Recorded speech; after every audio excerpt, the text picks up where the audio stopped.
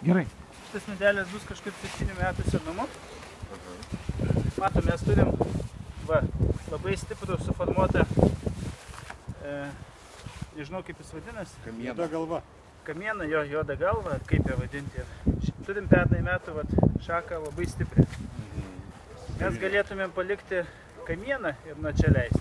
Bet kadangi šaka stipriai susiformavo, tai mes šitą seną iš vis panaikinam ir paliekam jaunystę, rujoti. Jo, paliekam jaunystę, kad duotų mums žalų.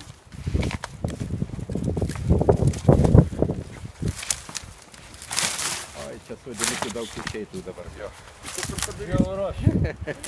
Aš paeksperimentuot noriu, jeigu man užaugs sodinukas, tai aš tada Aš jums duosiu rekomendaciją, turiu pasidaręs, kaip sodinukas aš darau. Taip, būtinai.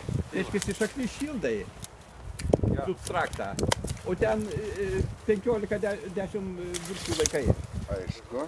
Ir liuksiškai gaunasi. Ir šita šaka toliau formuosis, paliekame jisai kokie 18, 1, 2, 3, 4, 5, 6, 7, 8, 14 ūglių. Vadinasi, mes turėsim 14 kekių. Ne, kekių bus po 3. Ataugų. 14 turėsim ataugų. Ir po 3 kekės mažiausiai. Kokias tu rūšysime? Aš tai pabandymui pasimsiu. Eksperimentus. O tai iš tokios storos sako neišeis. Sodinukas. Išeina į Praeitų metų išeis, tik tai už senai neišeis.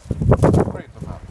O, tai šitą reikia. Tai yra tos, kur tokios... iš viso medelio. Ir tu gali savo pasidaryti. Iš viso medelio lieka. Iš viso medelio lieka. Toks. Jis nenorės Kamieną pritvirtinam, labai svarbu, kad kamienas būtų pritvirtintas prie vielos, kad jis netabuluotų.